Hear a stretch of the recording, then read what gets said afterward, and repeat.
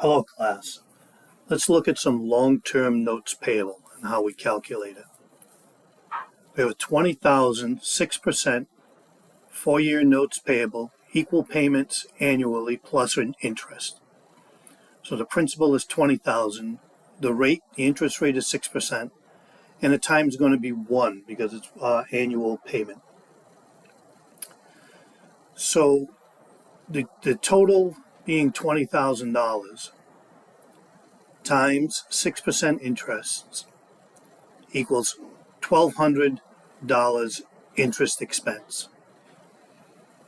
So we have the principal, which are going to be equal payments of $5,000 each year. So the first year it's $20,000 times 6% gives you an expense of $1,200. So the total payment is $6,200.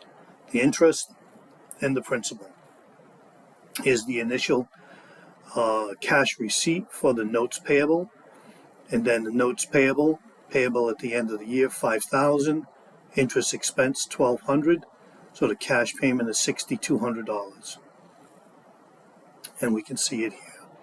The notes payable, 20,000 minus the 5,000, now will become 15,000. So 15,000, which is the balance, times 6%, comes at times 1, comes out to $900. So the principal, 5,000 plus the $900 interest, payment's going to be $5,900 in the second year. So here it is, 5,000 notes payable, coming off notes payable, $900 interest expense, and cash $5,900 coming out. Then in the fourth year, we've got 15,000 minus the 5 that we paid. We have 10,000 times 0.06 equal times 1 equals $600. So that's the interest expense for the year, plus the $5,000 payment. Total payment $5,600.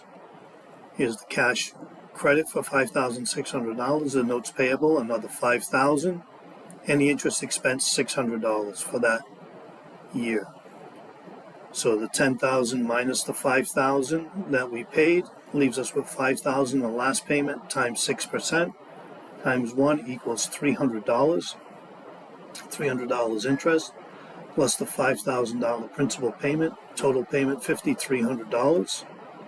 Here's the cash credit, $5,300. The notes payable, $5,000, and the interest expense, $3,000.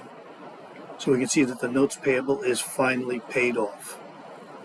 So the interest is calculated on the balance. So the first year it's 20,000.